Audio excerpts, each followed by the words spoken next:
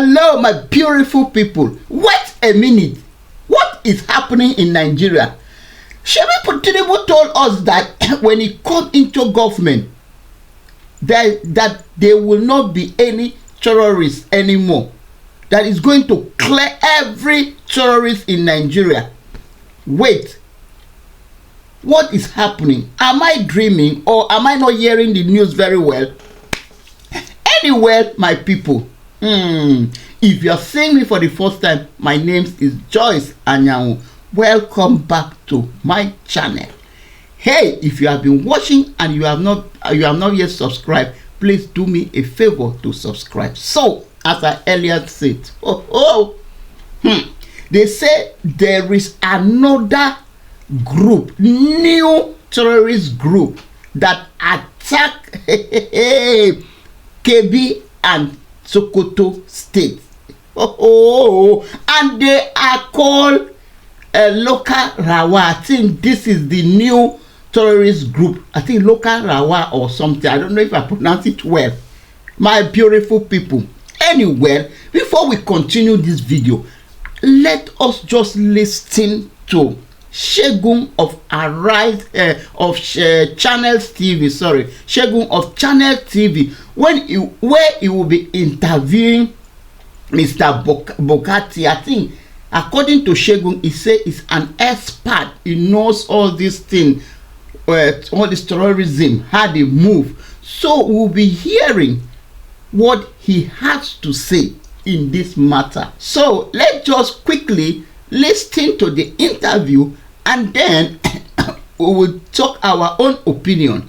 Thank you very much.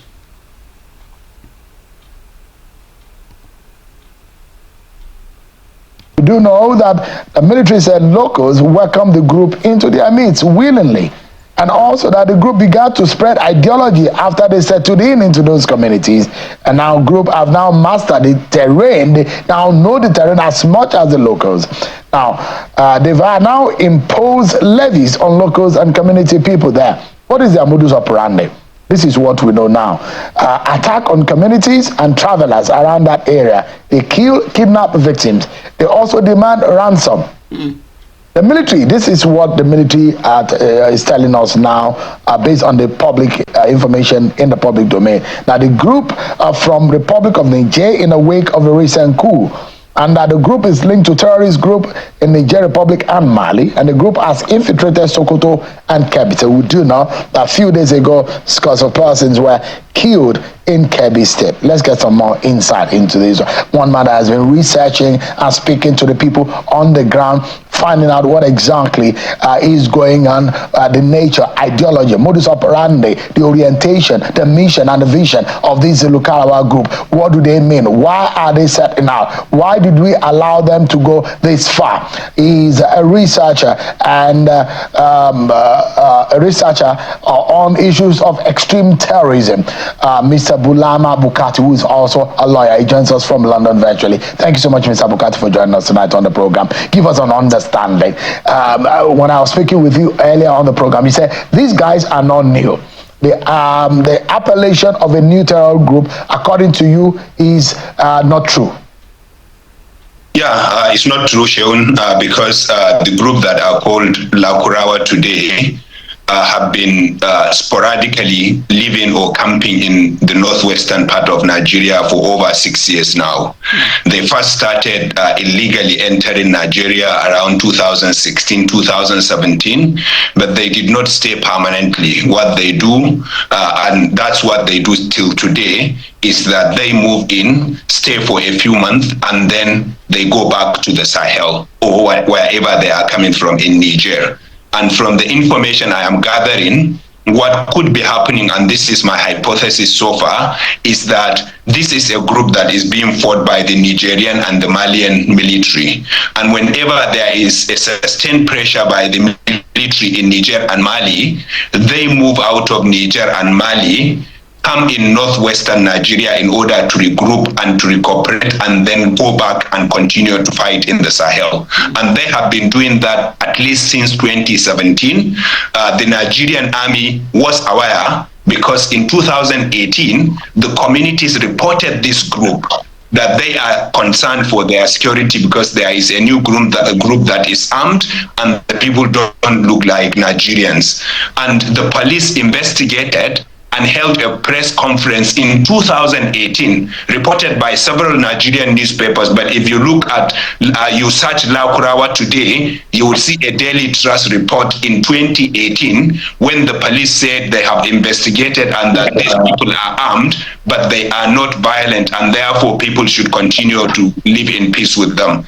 In 2018, they killed a traditional ruler in the Tangaza local government, I believe, or was it Gudu local government, in Gudu local government area of Sokoto state, and they were again reported to the military, and the military fought them in 2018 and pushed them back into Niger Republic.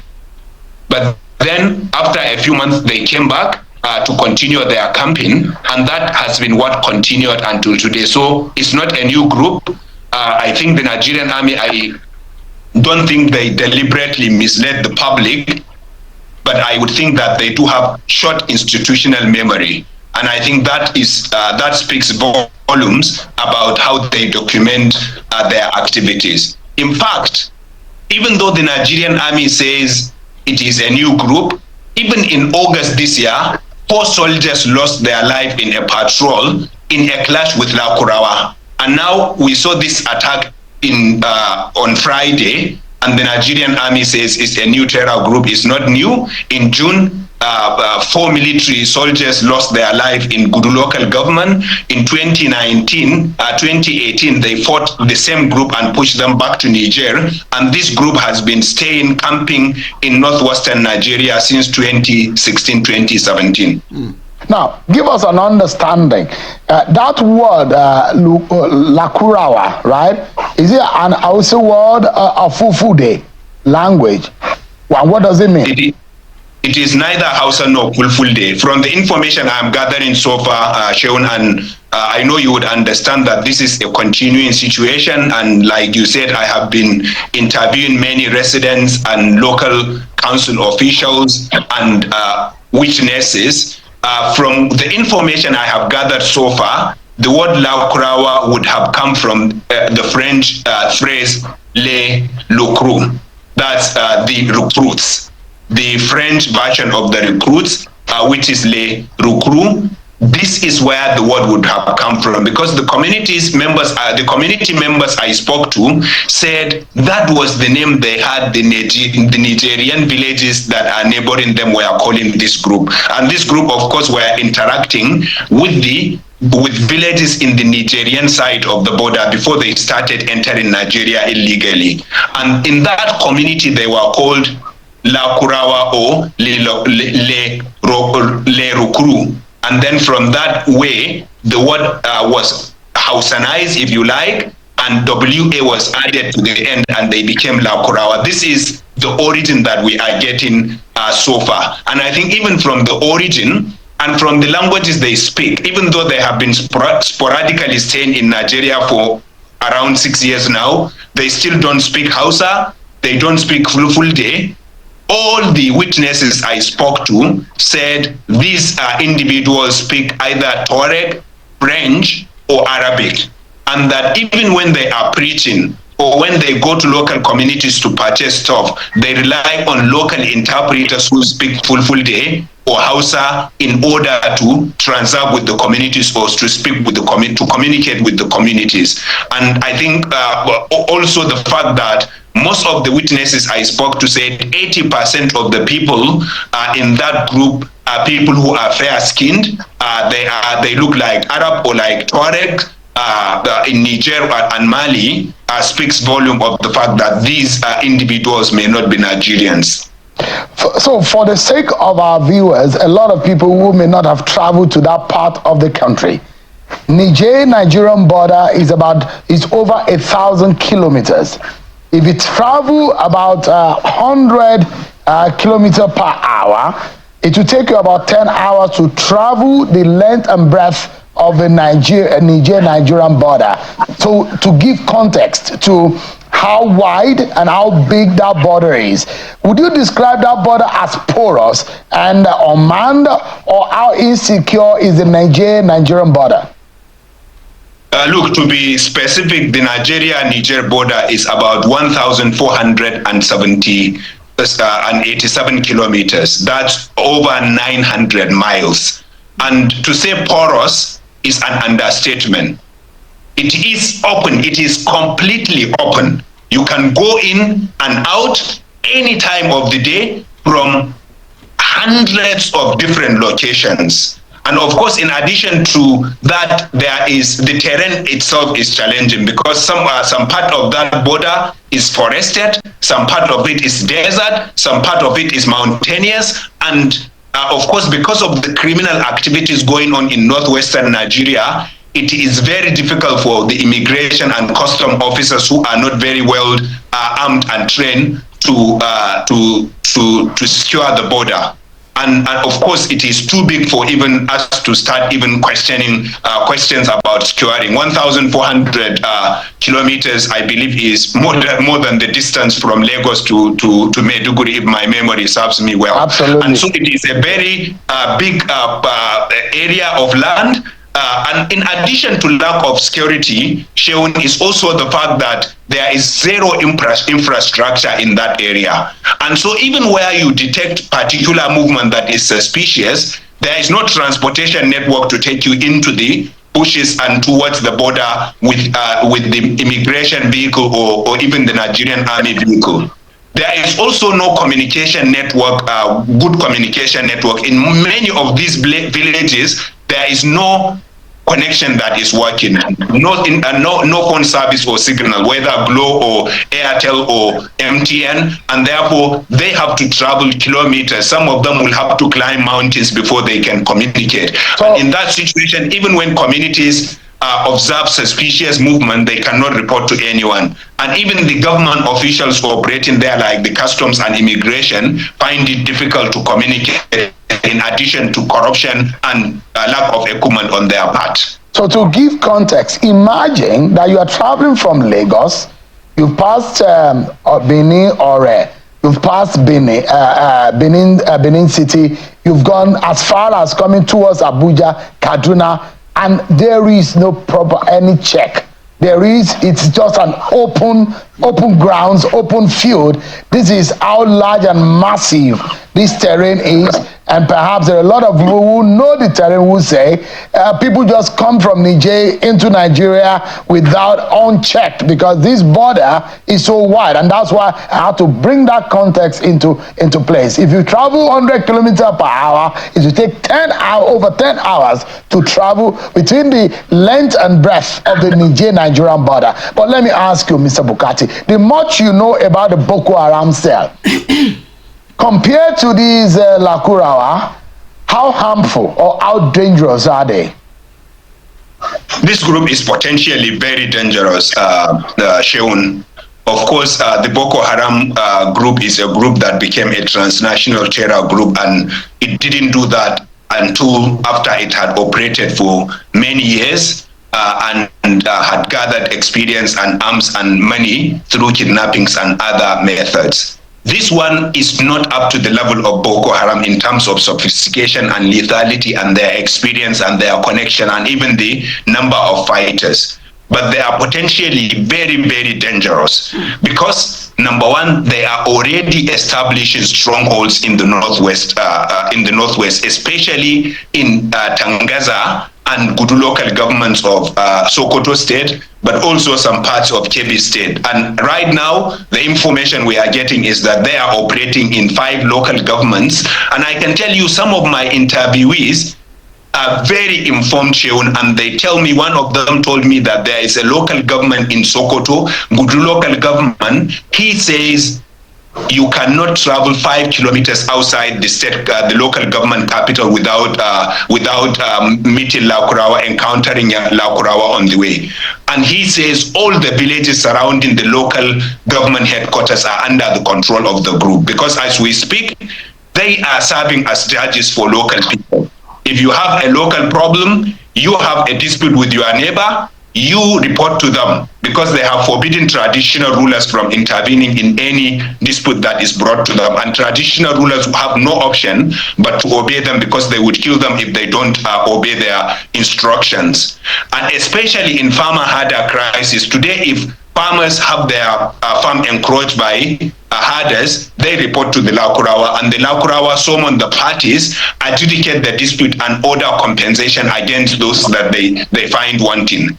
Members of the community whose cattle is stolen by bandits report to the Lukarawa, and the Lukarawa intervene on their behalf to fight the bandits, to collect their cattle back for them. And in exchange, today the Lukarawa are levying taxes in communities in Sokoto and Kebbi State, especially against herding communities. They stop you, they count your cattle, and they ask you if it belongs to a politician or a government official, they confiscate the whole of it. If it belongs to an individual, they charge taxes in percentages and then leave you to go. Now, they also enforce other rules. For example, there are POS machine operators in some of the villages that recently were punished by this group, because the group said they were charging interest, which is forbidden in Islamic law. And therefore, they broke into the POS shops, they looted everything in the shop and destroyed all the machines. They are also punishing people who don't leave beard, and they are helping people who leave beard with money and other incentives. I'm being also joined by Professor Tukur Mohammed Baba, National Public Secretary of the Arawa Consultative Forum. But before I come to you, Prof, Mr. Bulama, what is Lukarawa? What are they preaching? Is it different from the ideology of Boko Haram? It's not different. It's not different from the ideology of Boko Haram, except that they are more like ISWAP, because they tell local people, unlike Boko Haram, that we are not your enemies, we don't want to kill you, we are only fighting the government and its apparatus. And so that's what they espouse, an extreme, violent extremist ideology, and they try to preach to local communities. But the good news shown is that my research so far, and I say so far because I am still researching, reveals that they have not been accepted by the communities. I have not found one example of a local young people who has joined them. They are still mostly foreigners. I am not saying there may be no local people at all, but they are still mostly foreigners. But they are large in number from the information I am getting. They are establishing large camps and show not only that they have heavy weapons, they also have drones, and they are surveilling villages and even military formations with their drones. And I think we should take them very seriously. They are potentially going to be a very serious security threat in a region that is already devastated by bandits' violence. All right, give me a moment. I'm also being joined in the studio by the national chairman of the SDP, who is going to also be giving us some perspective on this matter. I told you it's a national dialogue of some sort. I'm being joined by Professor Tukur, who is the National Public Secretary of the Arawa Consultative Forum. Thank you so much, Prof, for joining us. Give us an understanding. The worry of the northern leaders. When ADF comes out on this kind of matter, it comes out to be a matter of national security and matter that touches the heart. What worries the ACF the most in this matter? Very good evening to you. I hope you can hear me. I can hear you, Prof. Please go ahead. Yes, everything Mr. Bulama has said should be a cause of worry, of course. Like he pointed out, there are so many various aspects of it. From our information, and I've carried out research in that area too, this is not a new group. In fact, when they emerged in about 2017 and 2018, I think at least the DSS is aware of it. In fact, at least one journalist who came and spoke on the issue said, yes, he had a meeting with the DSS. At that time, when everything went quiet, we thought they had been chased out, only to be told later on that actually it was a deal that they should either leave or they would be attacked. And they decided to leave and ask for time to get rid of some of the cattle they possess, whether it's cattle they took from people as a cat or not. And in fact, interestingly, it was reported that they said the cattle were sent to Lagos to be sold. As soon as they take the proceeds, they would leave. That's one. But to come back to the implications, because I think Mr. Bulama has done a very good job of giving us a background of the situation. I agree with everything he said, and is consistent with our information at our disposal here. I've also been talking to community leaders, activists from those areas who have been fighting banditry. This is an additional problem. But overall, this is a major, major and grave threat to national security. The other thing probably I can infer, and which is Bukar has given some of the detail, they are trying to establish a local, and I will say alien, justice administration system in these communities. We cannot have that. We cannot have that at all. If you are talking of Islamic law, Sokoto State has the Sharia law, but it's not the Sharia these people are practicing. They intervene in disputes, they enforce rules, they enforce trade codes, and our fear is they will go into other things, such as closing schools, such as closing clinics, and so on. The thing he said about the border is true. I delivered a paper at the Army Brigade here a few years ago, and I said if you want to protect the Nigeria-Niger border, which is the longest of any of Nigeria's borders, the border to the west, the border to the east with Cameroon, with Chad is only about less than 90 kilometers. But the Niger-Nigeria border is the longest, longer than even the Atlantic coast borders with the sea. Now, when you have a group like that coming in and establishing bases and putting in place a security and justice administration system, it's like they have taken over sovereignty. Like you said, if we want to know how violent this group could be, or how much of a nuisance they could be, you only need to refer to the attack about 3 days ago in the town of Mera, in Augi local government of Argungu Emirate, of the Kabi Emirate. You will know lots of 15 people in a day without proper trial and so on. It's a lot. And of course, they carried their own 2 or 3 dead bodies away. They don't even allow them to. And everything he has said, Prof, it's not a... Yeah. Let me jump in quickly, Prof. Let me ask you. The ACF, Prof, the ACF cannot sit down and look on as it goes on. You have come out in a statement, but beyond the statement, the leaders of the North, I have spoken to so many, are worried about, they have too many on their hands in terms of insecurity. Boko Haram in the Northeast, cattle rustling, banditry in the northwestern region of the country, and some smaller terror cells around the region. But the question is, what are you, the leaders of the region, what are you doing decisively to capture and to tame this threat? Well, we're doing a lot. One, drawing the attention of the authorities. Like my organization, the Area Consultative Forum, is a non-governmental organization with no judicial, executive, or legislative power. It's an interest group that believes in consultation. But of course, we do that with the interests of the North, within the context of modern Nigeria in mind. We have been drawing attention to some of these and the implications for our people. If I can take you back, when the ECOWAS, led by Nigeria, threatened to launch an attack against the Republic of Niger, we were the first to come out and say, no, you cannot do that. What Bukar has not told you probably, but he implied, is that, in some of the border communities, in some of the villages, the international boundary cuts right across settlements. So that you find, for example, in Dole Kaina, in Kebbi State, the border is the separation line is only about 6 meters. So you can shout from one house to another. You can go to Dole Kaida market.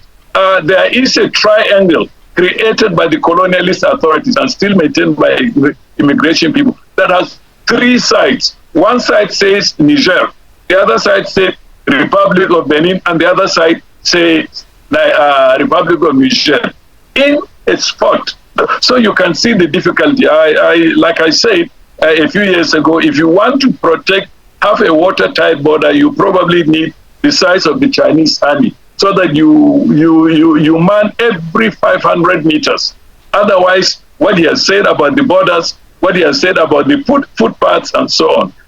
Someone asked me what immigration is doing when they are bringing this arms. I said, no bandit will come to an immigration point and tell you, I'm coming into Nigeria, I've got in my bag 347 AK-47. They follow these ancient routes. They follow these traditional paths that have been there.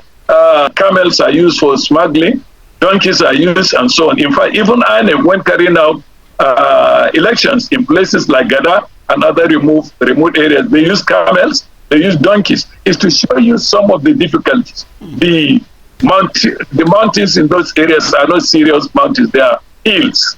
You know, this is an area that was under the sea in ancient times. Right. So you go flat, you could see, your eyes could see as far as 3-4 kilometers. To come back to what we are doing as northern organizations, and so many other organizations are coming, is to draw attention to the implications and to plead, urge government and all stakeholders to cooperate together. So, my beautiful people, welcome back. We have heard, we have watched, yes. So what I have to say in this matter is that when Goodluck Jonathan was in the seat, there come a group, a terrorist group that were called Boko Haram. And that Boko Haram, because of that, they use it to remove Goodluck Jonathan. Then come Buhari. In Buhari regime, Boko Haram now explodes, you know, like a balloon that it was like this. Then later when they blow it, then it explodes. Boko Haram now in Buhari regime, they become a hard nut to crack, you know. They become a hard nut to crack. They terrorize people. You cannot, you know, travel on the road. They even terrorize the trains, you know. People were